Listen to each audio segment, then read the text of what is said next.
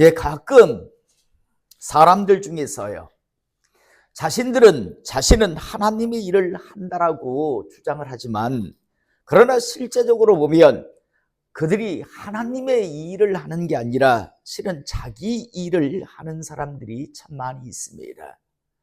분명 자기 일을 하는데, 그런데 그럴듯하게 포장을 합니다. 난 지금 하나님의 일을 한다. 난 지금 어떤 하나님의 영광을 위해서 한다라고 그렇게 이야기를, 그런 그럴듯한 포장을 하는 그런 사람들이 우리 주변에는 의외로 참 많이 있습니다.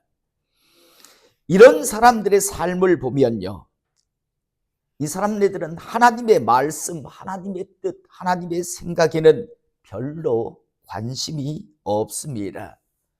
오직 자기들이 이루고자 하는, 자기가 성취하고자 하는 그 목적을 이루기 위해서 일을 하는데, 그런데 자기는요, 하나님의 일을 한다라고 그렇게 포장을 합니다.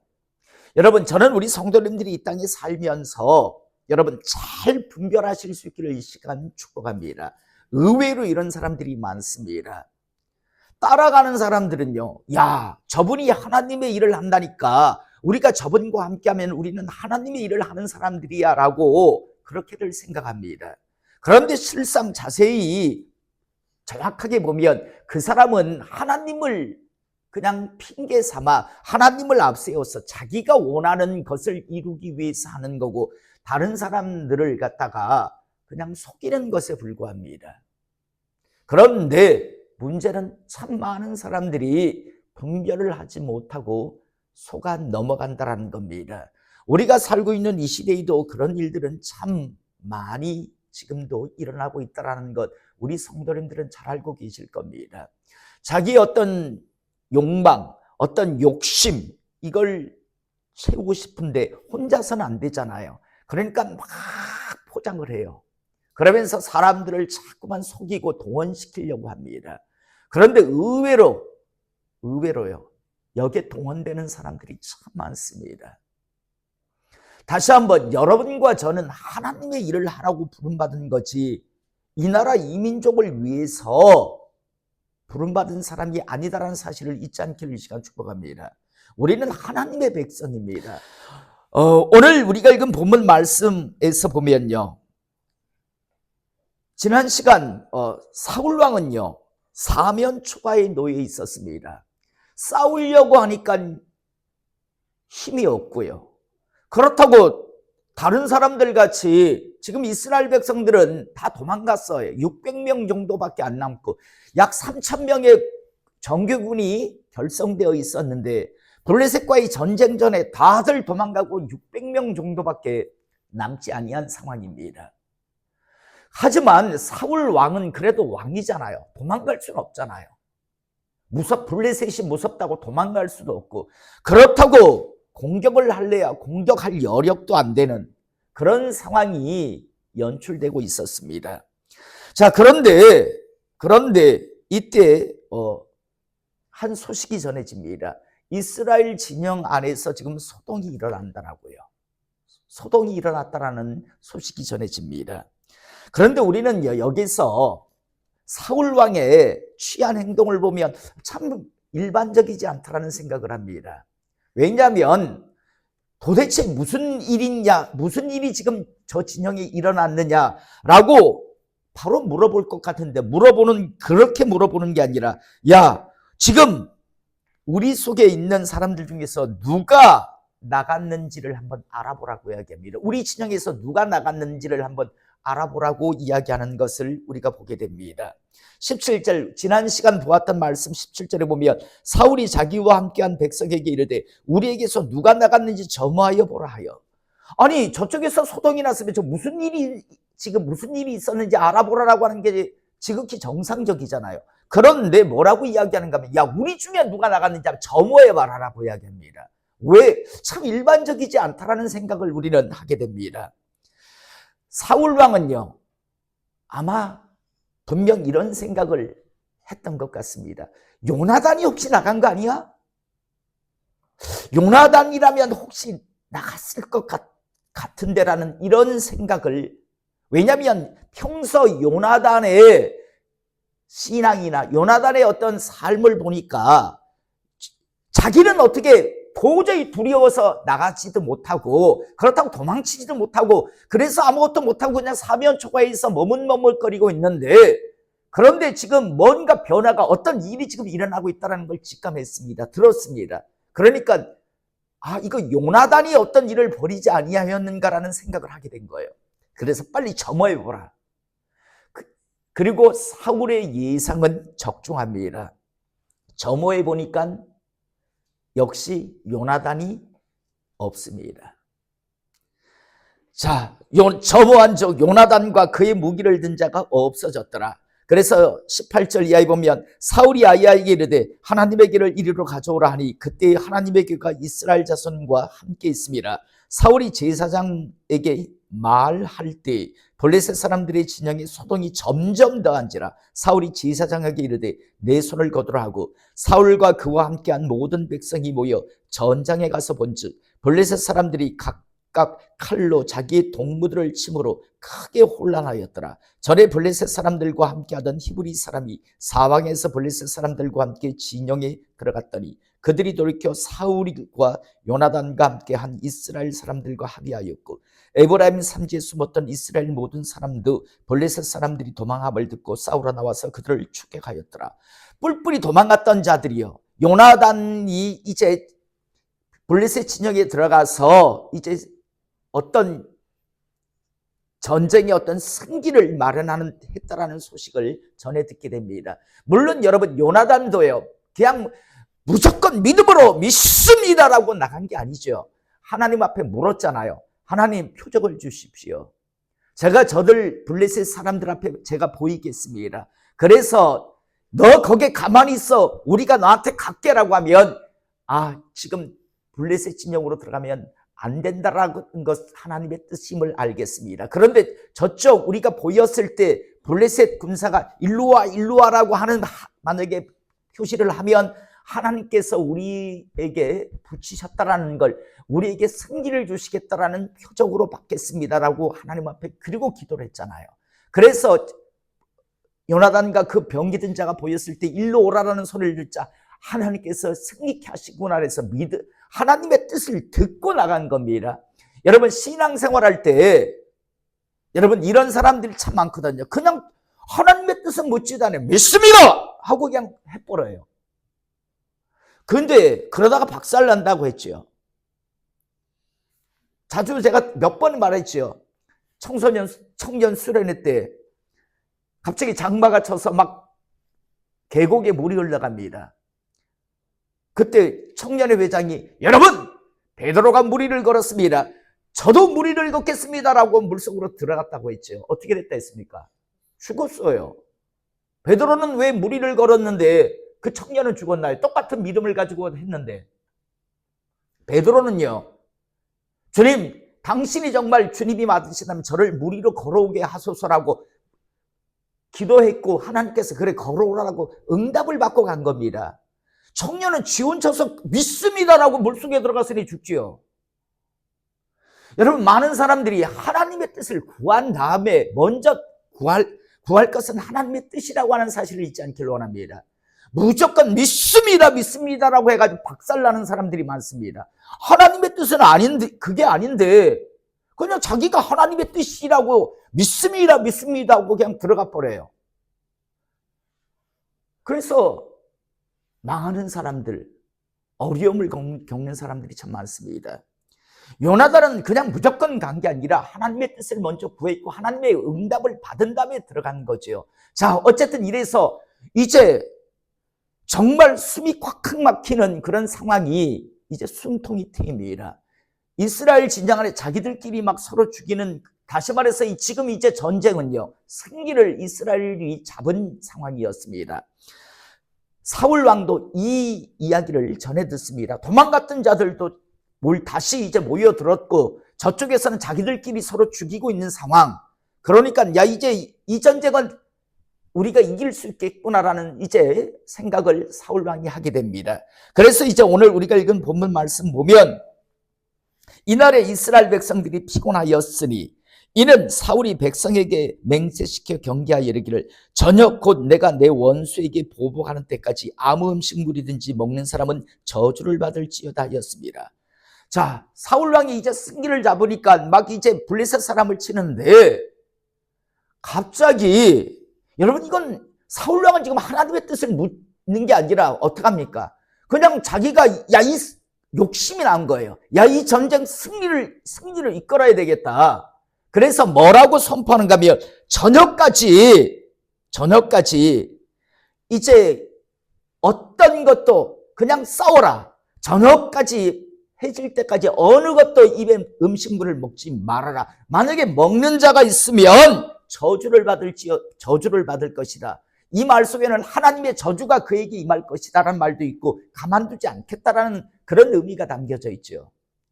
여러분 사울 왕은 지금 하나님 앞에 어떤 뜻을 묻지 않았습니다. 그냥 이 전쟁에서 승리해야 되겠다라는 그런 마음이 앞서다 보니까 저녁까지 아무도 음식물을 입에 대서는 안 된다라는 명령을 내립니다. 만약 입에 대는 자는 저주를 받을지어다 라는 선포를 해버립니다. 자, 이후에 그러므로 모든 백성이 음식물을 맛보지 못하고 그들이 다 수풀에 들어간 즉 땅에 꿀이 있더라. 지금 블레셋 사람들을 추격해 갑니다. 그런데 보니까 땅에 꿀들이 막 있어요. 그런데 아무도 거기에 입을 대지 못합니다.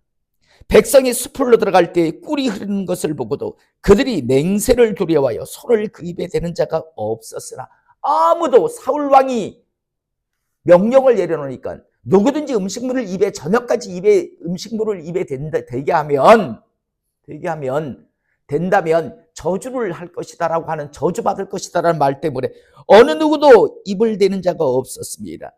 그런데 27절 요나단은 그의 아버지가 백성에게 맹세하여 명령할 때 듣지 못하였으므로 이미 블레셋 진영에 요나단은 들어와 있었잖아요. 병기 든 자와. 그러다 보니까 그 명령을 듣지를 못했어요. 그래서 손에 가진 지팡이 끝을 내밀어 벌집에 꿀을 찍고 그의 손을 돌려 입에 대매 눈이 밝아졌더라. 요나단은 그 명령을 듣지 못한 상황 속에서 그만 꿀을 찍어서 먹게 됩니다. 자, 이후에 그때 백성 중 한 사람이 말하여 이르되 당신의 부친이 백성에게 맹세하여 엄히 말씀하시기를 오늘 음식물을 먹는 사람은 저주를 받을지어다 하셨나이다. 그러므로 백성이 피곤하였나이다 하니 당신의 부친 사울왕이 음식물 오늘 저녁까지 입에 대면 저주받는다라고 해서 아무도 지금 입을 못 대고 있습니다라고 이야기합니다. 그러자 29절 요나단이 이르되 내 아버지께서 이 땅을 곤란하게 하셨도다. 보라 내가 이 꿀 조금을 맛보고도 내 눈이 이렇게 밝아졌거늘 하물며 백성이 오늘 그 대적에게서 탈취하여 얻은 것을 임의로 먹었더라면 블레셋 사람을 살육함이 더욱 많지 아니하였겠느냐라고 이제 말합니다. 그리고 31절 그날에 백성이 믹마스에서부터 아얄론까지 이르기까지 블레셋 사람을 쳤으므로 그들이 심히 피곤한지라. 자, 여러분 저녁까지 그래서 음식을 아무것도 못 먹고 열심히 싸웠습니다. 여러분 직장 생활할 때 이런 말 있죠. 제일 피곤하게 하는 직장 상사가 어떤 사람이라고 합니까? 머리는 나쁜데 열심히 있는 사람. 이런 사람을 직장 상사로 두면 제일 피곤하다라고 합니다. 머리가 나쁘면 좀 차라리 게을르기라도 하면 좀 밑에 사람이 난데 머리는 나쁜데 열심은 대단한 사람. 그 다음이 어떤 사람입니까? 머리 나쁘고 열심 없는 사람. 이런 사람을 직장 상사로 만나면 그 다음에 밑에 사람이 힘들다라는 이야기가 있습니다. 사울왕은 요나단이 아니었으면 어떻게 꼼짝도 못했던 사람인데 요나단이 어떤 승기의 계기를 하면 그냥 열심히 싸웠는데 왜 그런 명령을 내렸는지 이건 아마 자기 열심이었습니다.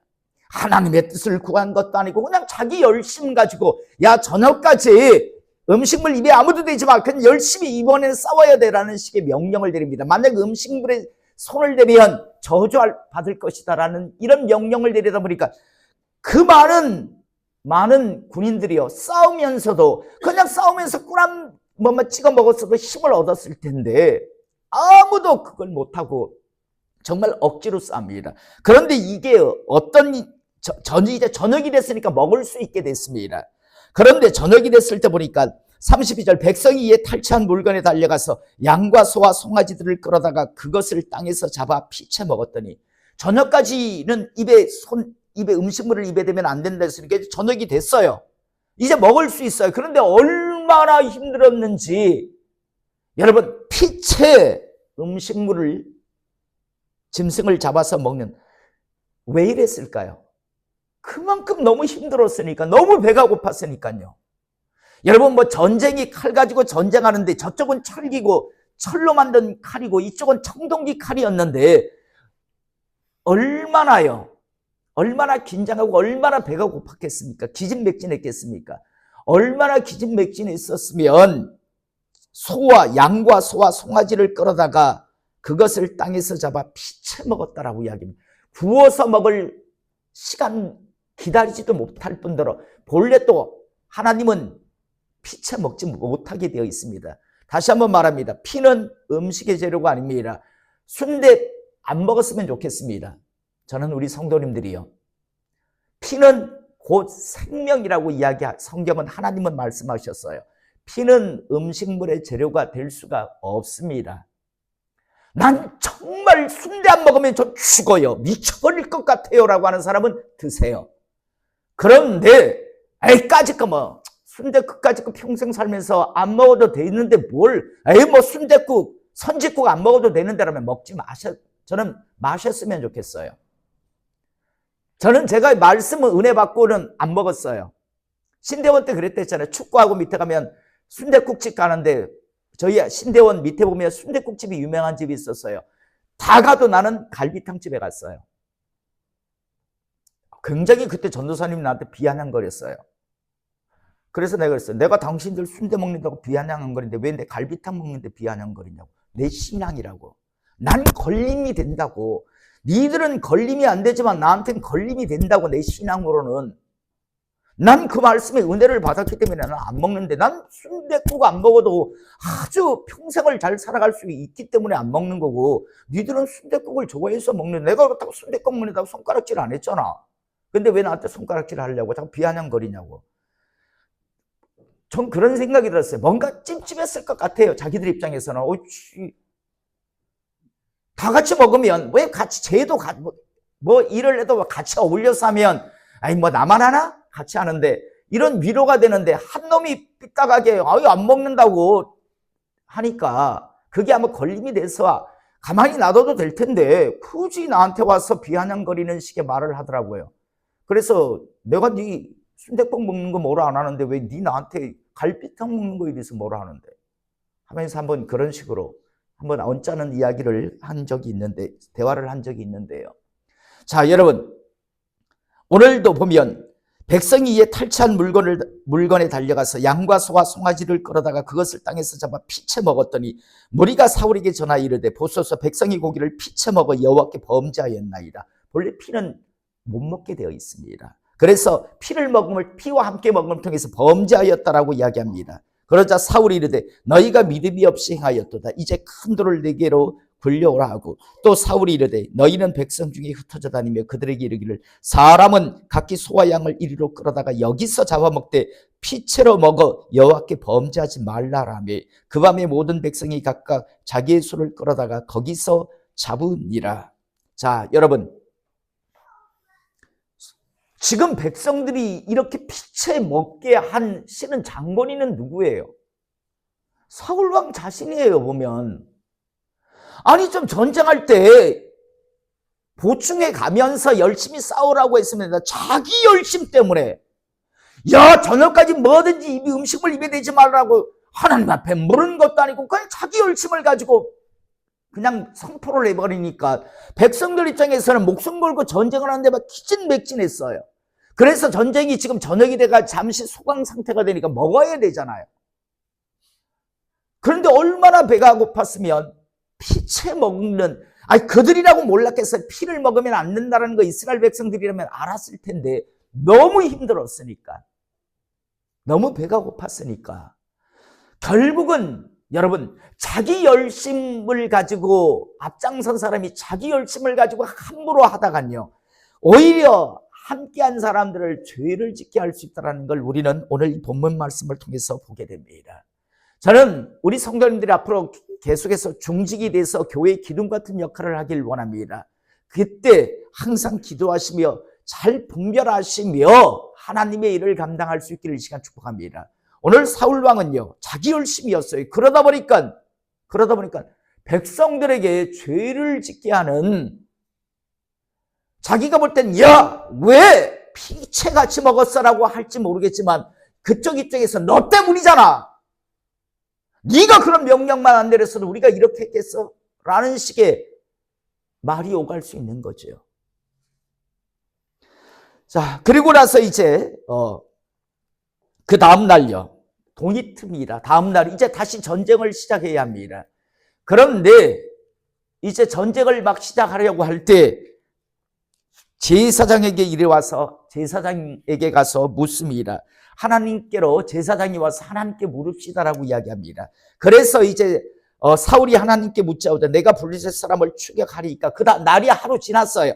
계속해서 블레셋 사람을 추격해야 합니까? 아니면 주께서 그들을 이스라엘 손에 넘기시겠습니까? 라고 하되 그날에 대답하지 아니하시는지라. 하나님이 아무 말씀을 안 하십니다. 하나님 계속 추격할까요 말까요? 이제 하나님 앞에 물으면 하나님께서 어떤 말씀을, 뜻을 주셔야 하는데 아무런 뜻을 주시지 않습니다.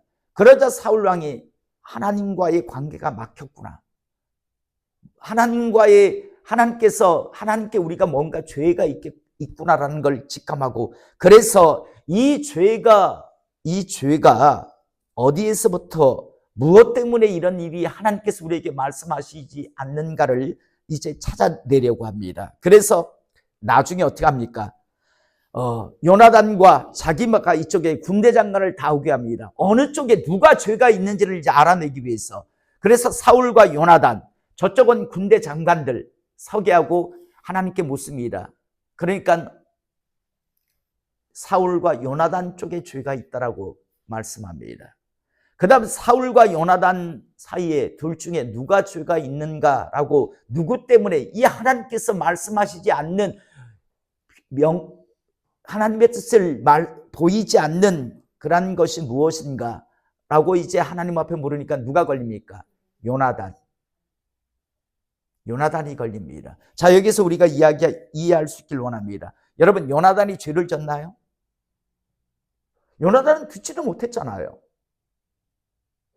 요나단은 듣지도 못했단 말이에요. 근데 왜 하나님께서는 이렇게 번거롭게 이런 절차를 갖게 하실까요? 아니, 원래 추격할까요 말까요면 말씀 안 하세요. 이스라엘 백성들이 야, 이거 하나님께 죄가 졌다라는 걸 인식하게 합니다. 그 다음요, 이때 우림과 둠빔으로 이걸 했을 거예요. 분명 제사장 앞에 있는 돌 2개가 있어요. 그걸 하나님의 뜻을 묻는 건데, 자, 그 다음 요나단과 사울왕 둘 중에 누가 죄가 있는가? 요나단이 죄가 있다라는 식으로 요나단이 걸립니다. 왜 이랬을까요? 그런데 우리가 따져보면 요나단이 무슨 죄를 졌지? 하나님이 하지 말라고 한 것도 아니잖아요. 사울왕 자기가 하나님 앞에 뜻을 물은 것도 아니고 그냥 자기 열심을 가지고 그냥 선포해버렸단 말이에요. 저녁까지 음식물 입에 대는 자는 저주를 받을지어다 라고 했는데 요나단은 듣지도 못했단 말이에요. 그런데 왜 하나님은 지금 이런 과정을 이스라엘 백성들에게 겪게 하시는 걸까요? 의문이 가잖아요. 자, 오늘 이 시간 이 말씀을 통해서 우리는 하나님의 일하심을 보게 됩니다. 먼저요, 첫 번째, 사울 왕에게 알게 하게 합니다. 너는 앞으로 어떤 일을 할 때 먼저 나한테 물어라. 한 번도 묻지 않았거든요. 그냥 자기 열심을 가지고 누구든지 저녁까지 음식물에 입을 대는 자는 저주를 받을지어다라고 그냥 선포해버렸단 말이에요. 그 자기 열심의 선포가 결국 자기 손으로 누구를 죽이게 되나요? 자기 아들을 죽이게 되잖아요. 여러분, 사울왕이 요나단이 딱 걸려서 아싸! 요나단 오늘 나한테 죽는다 하면서 기분 좋아 이랬을까요? 여러분, 사울 왕이 나쁜 사람 아니었잖아요. 자기 아들을 죽여야 하는 상황에 네가 제대로 내 뜻을 묻지 않고 네 열심을 하다가는 이런 비극을 맞이할 수 있다는 걸 잊지 말아라라고 하는 걸 하나님께서 사울 왕에게 뼈저리게 분명하게 알게 하시기 위한 하나의 과정이었습니다. 또 하나는요, 사울과 요나단 중에 누가 걸렸습니까? 요나단. 사울은 왕이었습니다. 이스라엘의 통치자였어요. 자기가 비록 기도하지 않고 선포했다 할지라도, 그리고 심지어 나중에 요나단이 걸린다 할지라도 요나단도 죽일 것이다라고 분명 선포해놨단 말이에요. 오늘 말씀을 보면. 그런데 요나단이 딱 걸렸어요. 잠깐, 내 아들은 안 돼 라고 한다면 어떻게 될까요? 이스라엘의 지도자의 역할을 앞으로 사울 왕이 할 수 있을까요? 없을까요? 없잖아요. 없단 말이에요. 그런데 사울 왕은 요나단이 걸렸으니까 요나단도 죽어야 한다라고 일단 왕으로서 자기가 약속하기 때문에 합니다. 그런데 이 요나단을 살리는 사람이 누굽니까? 백성들이잖아요. 아닙니다. 요나단은 죽이면 안 됩니다라고 하면서 백성들이 오히려, 사울은 이제 명령했기 때문에 준행하겠다고 하는데 오히려 백성들이 아닙니다, 요나단을 죽이면 안 됩니다라고 해서 백성들이 요나단을요 죽이면 안 됩니다라고 살리는 걸 우리가 보게 되잖아요.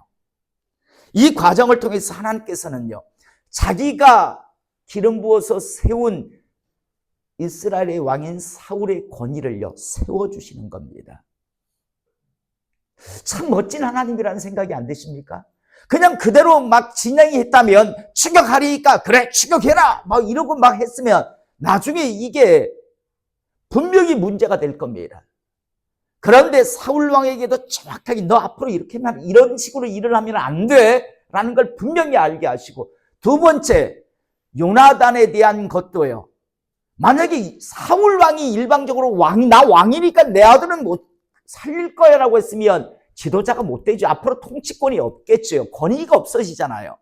그런데 사울 왕은 하나님 내가 명령했으니까 준행하겠다는데 백성들이 다 들고 일어나서 안 됩니다. 여러분, 백성이라고 바보입니까? 이 승리의 시작점은 누구였다? 요나단이었는데 왜 이런 멋진 하나님의 사람을 우리가 죽여야 되냐? 아니다 이건.